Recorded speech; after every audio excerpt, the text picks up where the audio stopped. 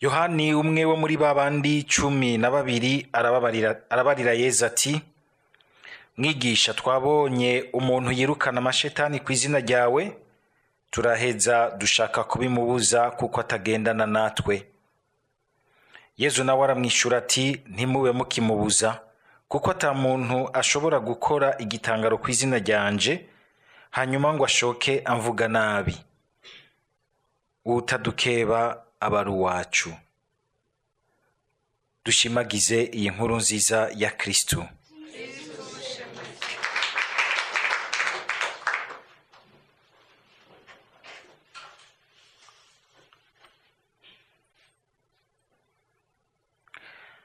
Mw'ijambo duheje kumva mu gisoma ca mbere, turumvise ingene umutumwa Yakobo abandanya aduha impanuro zijanye n'ingene koko ubukristu bwacu tuheza tukabushira mu ngiro y'ivyo tubamwo vya misi yose.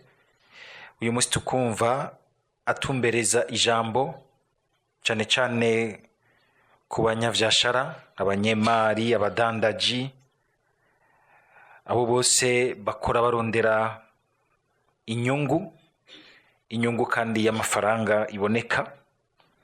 Ariko mu kuyagira bo asa nk'uko ashaka twese kutuyagira bwa mbere, kuko ngene turangura imirimo idutunga mu buzima bwa misi yose.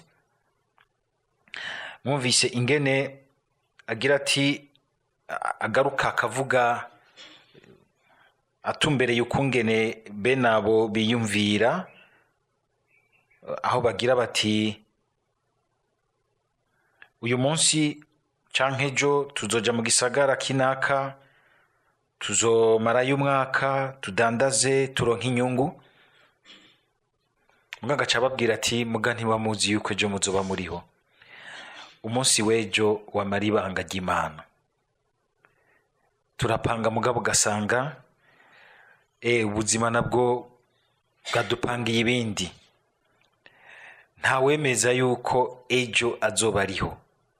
Mbere uretse no gufata ejo mu masaha 28 no mu masaha 3 ari imbere, nta wuzi ko aba ari hari, yuko aho hantu hari ibanga ry'Imana Imana yibikiye umunsi tuva muri ubu buzima. Gacagira ati vyategerezwa rero kuduha icigwa mu mwitwarariko w'ivyo byose turonderamwo inyungu, kugira ngo tubironderana umutima urimwo icubahiro c'Imana kandi no kumenya kwitwararika abandi. Nkako nimba atumbereye gukebura abanyevyashara, abanyemari, abadandaji, suko wamenga iyo myuga womenga ni ya shetani. Oya, ahubwo nuko ashaka yuko bokwakiramwo umuco w'Imana, kugira ngo muri uko kudandaza, muri uko kwiruka mu vyashara, ntuwava usanga umutima w'umuntu wabihezemwo, ugasanga ntacibuka kugira umutima utegerezwa kumuyobora mu bikorwa bene ivyo. Wamusanga birimwo inyosha mbi nyinshi. Inyosha mbi za mbere aho zifatiye ni inyungu nyene y'amafaranga. Hajya amafaranga ubwayo igihe tubona aguma aza, muze murabe nta muntu ayahimba. Umaze gukora kwino, hari gusanga wewe kumbure nimba urugero rwawe ruri ku noti y'igihumbi, uguma urota uti conshikana 5 mu minwe. Uyu munsi 5 ntaco bigura vyinshi, kugira ngo bibuze n'agacupa kamwe ka Amstel babiheze. Naho nyene iyo karonse gasigaye kavugira ku nkengeri zo ku masengero ndende, abantu bazi gutera inkuru kweri. Bijya nkengeri yo kwisengero ngivuga ngo ndende, ngo Amstel ndende, ngo niyo patiri mukuru anwa, ngibiri kwirahamagara Amstel ndende, Amstel ndende. Niyo abantu banyotewe ntibabura inkuru. Baza gutera inkuru ku nkengeri yo kwisengero, ikirahamagara abantu kuvuga indamutsi yo marayika, bo bakumva Amstel ndende. ngira nti umuntu naho abagira ati ariho, ntabamenya yuko ejo azoba ariho. Kwama rero nogira nti tumenya yuko cyane cyane muri iyo mirimo usanga irimwo inyoshambi nyinshi, kubera ko amafaranga burya ntiyoroshe muri yo, arafise ukungene aca. Sinzi ko nariko ndavuga nti umaze gukora inoti y'igihumbi ushaka iya 5, ubundi agaca ashaka y'ibihumbi, ashitse ku ya 5 agaca ashaka ibihumbi 10, maze gushikira ibihumbi 10 agaca ashakiye, ugasanga inyota ntiyigera ihera. Umuntu rero iyo atamenye kugira umutima w'Imana umufasha kwigerera muri we, mu mutima we no mu vyiyumviro bica bikwegana n'amafaranga, bica bigora. Kandi ivyo onye si ivy'abatunzi gusa, n'abarya bo rusanga ariragira ati nanje ico mpiki. Gasanga umwe wese afise inyota y'ifaranga. Nibi yavuze ati inyungu. Iri jambo ryanyibukije irindi muhanuzi Imana yamutumye ko umuhanuzi ya Mose, atuma ko abantu n'ubundi b'abanyabyashara bagira bati mbega ni nk'ibi bintu batuzaniye mu vyo gusenga bashiraho amasabato, ngo isabato ngo izohera ryari, ngo tugende kwidandariza, ngo tugende kwidandariza, ngo nibikumbi tuzobigurisha, nibishishwa tuzogurisha, ngo umworo ngo tuzomugura inkweto. Kubona umuntu umugura ibirato vraiment naho nyene bimwe vya occasion d'Europe. Ikimenyamenya cyuko umuntu ashobora kunyoterwa inyungu ikamuhuma amaso, ikamuziba umutima, ntabacumva agaciro kundi muntu hafi yiwe. Ingene n'ubundi umuntu iyo amaze kugira inyota y'inyungu cyane, bimwe twita umwina witunga, umwina w'ifaranga, bimwe kandi bita inambu, ugushaka kurenza urugero, agaca asanga ntacumva neza ubuzima. Ariko Imana igacigira iti, mwumvishira ijambo rica riza muri ribaruwa rya Yakobo rikagira riti, ku muntu abifata gutyo arihenda, ubuzima bwiwe ngo bumeze nk'umwuka. Umwuka umara akanya gato ukaba utumutse. Kandi muze murabe abantu bose biruka bagashaka guherayo inyuma y'ivyashara n'amafaranga, babona umenga ubuzima burabaheranye n'ingoga. Sico kimwe ahubwo n'umugorwa abona ati mbega buzoca subire kubona umunsi mushasha, abona ijoro umenga ribaye rirerire, nako ribaye rigufi kuko riranyaruka. Ce nibuka umunyeshure tugeze kwiganagira ati ntuzi iyo bagutemye ku ishure, tuvuge nko waraje kwiga ni Bujumbura utaha hari ya ruguru, ati imodoka isubira igudugana ruguru, ati igendera nyaruka gose numenye ingene washitse.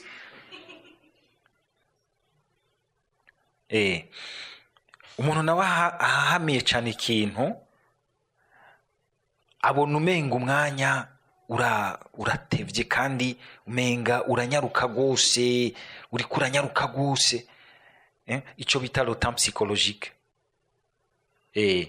Kuko ashaka ico kintu abona umenga catevye, ubuzima bwiwe ukamenga bumuheze ko n'ingorwa, atararya amaraha yose y'isi, kuko amaraha amwe aheze haza yandi akumva arayashaka. Mu kuyarya mugabo ubuzima buriko buragenda buhera, nta plena conscience yuko buriko buragenda bumuherako. Ku buryo bw'uko n'ubu ushobora gusanga abantu babatama n'imvi, usanga bagishaka kurya amaraha, ukibaza uti ibi bintu ni biki. Aho abandi bashobora gusaza begeranya ubuzima bacira umugana abandi, ugasanga aracari ko yiruka ashaka kurya amaraha y'isi. Bivuga yuko umuntu wenyene iyo atamenye kwigerera mu mutima wiwe ngo aronke uwo mutima umufasha kwigerera, hari igihe uca usanga ivyo bintu dukuramwo inyungu bishobora kutwugarana, tukibagira yuko ejo tutahametiriza, ejo si twe tuhafise, hazwi n'Imana. Muce mwibuka kandi muri Luka igabane ca 12 ku murongo wa 20, Yezu atugabisha muri wa mugani aca ngo wa mutunzi ngo yimbuye vyinshi, ngo acagira ibigega vyinshi, ngo acabwira umutima wiwe, oh mutima wanje, niwicare urye unywe, urya amaraha y'isi, uje muri karaoke, ugende mu maresitora yose meza, mererwe neza, ataco winona, ibi bintu bizokumaza iminsi myinshi. Ngo aza yumva ijwi rimubwiye riti muri iri joro nyene webaza kugutwara umutima wawe, ivyo bintu bizokumarira iki? Yezu kumbure tumwumvise avuga ko cyomenga n'umuntu yashishwe yanka abantu baryoherwa. Oya si ivyo, mugabo no kugira ngo adukebure. Naho tworyoherwa, nta kuryoherwa mu bintu ndenza rugero, ryoherwa nko ku rugero wumva uti birakwiye kandi biratunganye mu buzima bw'uyu munsi. Tugire Kristo. Mwumvise ijambo yasozereye ko Yakobo akagira ati, uwumenye ingene yokora ineza ntayikore, urya bimubera igicumuro. Kubona ushobora kuba nko mu buzima abatunze barambabarira, mugabo niko biri, jana bo duhora tuhakwa kubipfa. Ugasanga uriko urakonsoma ku rugero rwaho ubona yuko ugira ama excès ateye ubwoba, hambavu yawe hari umuntu abuze lo minimum vital. Ni icaha, ni igitutsi imbere y'Imana. Hari akantu nagomba kubabwira. Tugire Kristo. Icara mukumvirize neza, kuko ejo muzotunga. Nimwatunga ntimuze mwibagire ko nakababwiye. Iyo ubonye ibintu bitera bigwira iwawe umufuko wawe, menya ko hari ijambo ry'Imana ryanditswe mu ngaho. N'amajambo abiri afatanye kugumya muri wewe, muri ivyo biriko biragwira icubahiro c'Imana, kuko kenshi biragwira bigahinda umutima w'umuntu agacagira ati nta Mana nkeneye, ndafise ibintu, Imana ndayikenereye iki? Ntiyagende gusenga bariya abantu bakenye. Aho murumva bameze gutyo. Naho yosenga ntashobora gusengera nko mu isengero yo hariya mu Kidumbugwe baguma basaba ibintu, afuma aja muri katedrale baguma bakenguruka.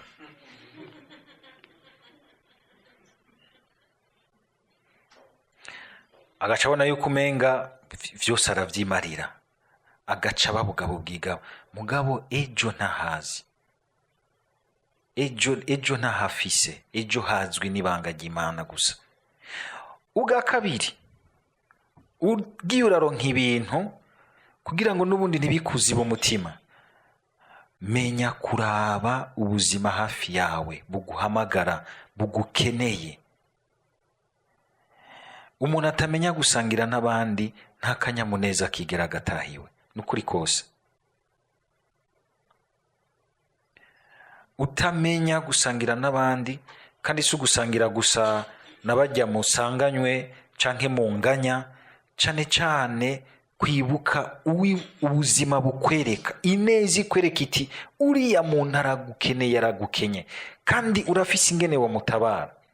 Mugabo ari gihe twanka turafise ikintu ca parese y'urukundo, dushima kunywana nabo tungana, abatadusaba, abatatugora, ahubwo bagira bati nibakongere. Soko ku buryo bwo kubonye umuntu hari ukabuza uti araje kunsaba, ucukati korosi kumayere kugwengo kamucakura. Naho yo bariko araguhenda, kuko arabaza babesha. Hari ababesha atari uko bashaka kubesha, mugabo ubuzima burabaremereye ku buryo babesha. Akabesha kugira ngo arongaka, mugabo agasanga ikinyoma yagipanze nabi, akagaruka kukubesha cakindi nyene, kuko naho yaguza agakamba mbiri arakeneye agasabuni nako, gasanga yabeshe cakindi nyene, ugaca umufata. Mugabo witonda ukaraba mu buzima bwe ukabona uti abitumwe nibi. Iyo uguma ku biharuro birebire gusa byo gushaka gusa kuguma urundi inyungu yawe, konte yawe yunguka yuzura isubira, birakugora ushobora kumufasha kubona kure. Biragora kushobora kumufasha kubona kure ingene kumbure yotera agatambwe ukundi. Ariko kandi biranagoye uyu munsi, kandi tugerageze gutahurana, tugerageze kuremeshanya, tugerageze kuja hamwe, kuko igihe ibintu bigoye inyishu nziza ntiri muri uko umwe wese agenda gusama gwiwe, umwe wese yiruke n'ivyiwe kwiwe wenyene, nuko abantu baja hamwe bagakorera hamwe, bakagwaniriza hamwe ikintu, bakagwaniriza hamwe ubujuju, bakaganiriza hamwe ubukene. Ahandi hucu usanga umenga umwe wese aguma yiruka arondera gwiwe, tugaca dusanga turi mu nyoshambi zo gusakuranwa. Biriya bintu hava bintanga, genda upanga akantu, mumugira akantu, mumuha akantu, biriya bintu ntabishikire, biriya ni gwanje. Tugaca dusanga rero turi muri izo nyoshambi zigwiza amashetani wacu, hakugwiza akaryo ko kurokoka hamwe. Nta gukira kwa wenyene kubaho. Ukazobona ukira wenyene, iki kintu kizoba caragukozeko. Uwumenya ineza yokora ntayikore bimubera icyaha. Hari n'igihe ushobora no kubona umuntu yuko amerewe nabi, kumbure ntanagusabe, mugabo umutima akabikwereka ati nubwo atari ko arabigusaba, kubera ukungene yarezwe ameze, wewe bibone, we ni neza kujya nawe Imana hari ineza ikumenyera wowe utanayibonye.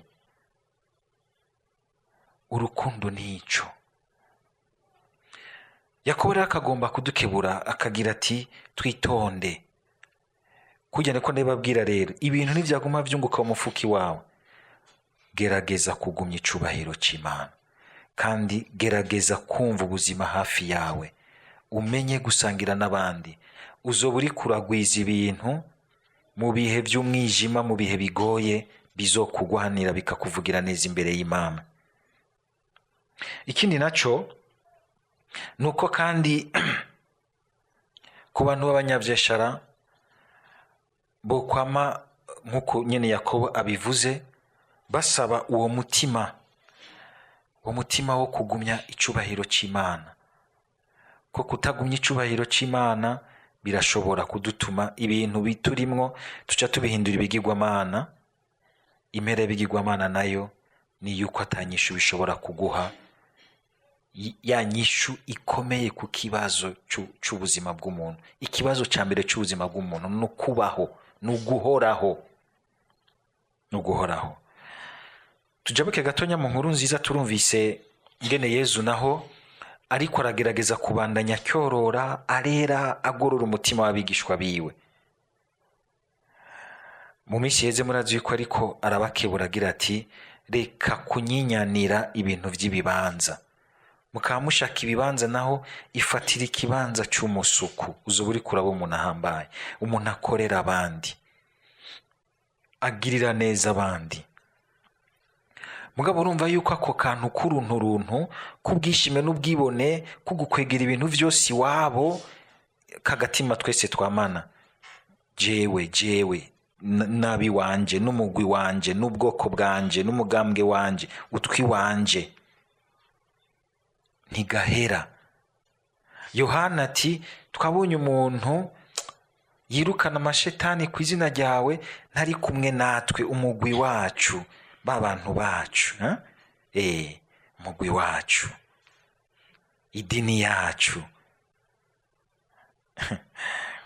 Ejo bundi sinzi ngeze kuza ambwira ati none bigenda gute kuriya muntu, uriya muntu iwabo yaragiye mu yindi dini, kandi menga aracumbitseyo gose, baramuretse.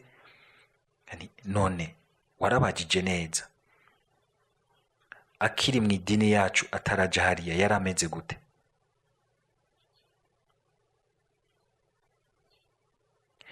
Yarameze gute? Mumvise neza mubwiye ngo ntubu kimubuza ubonye yuko yirukana amashetani ku izina ryanje. None uriya muntu idini yagiyemwo arasenga Yezu, ego hari ibintu ubona yahindutsemwo, yarabaye intore. none ushaka iki? Agaruka iwanyu asubire kuba ikidoma, canke iyo pfuma aja hariya ayo mashetani akamuvamwo akabananya akurikira neza Yesu. Idini iwacu, none iwacu uri kumwe na Yesu, amashetani arakuvamwo. Simvuze mwese ngo muce mugenda ahandi, ariko urumva yuko ukuba uri ngaha yuko uhari kumwe na Yesu Kristo nico kintu ca mbere. Kandi no hariya Yesu akora uko ashaka. Ntitwitwararike kuja gucira imanza abandi, ahubwo tugwicire tugwinye turabe tuti ubwiwacu turahagaragaza Yesu, ku buryo abandi bonungwa kuzi iwacu ari uko bazanywe na Yesu, baje kuharondera Yesu, bataje gusa kurondera sharere y'ivy'abantu ahari benshi. Tunungwisha abandi Yesu ari muri twebwe, tunungwisha abandi kuba twaravuwemo n'amashetani yononye abandi bagire bati bariya abantu hari icyo baturusha, barafise Yesu aryoshe. Sinzaba nigeze kumva ngo twe mu Katolika ni sawa ngo kuko ngo turanywa agacupa, nico witwaje mu Katolika.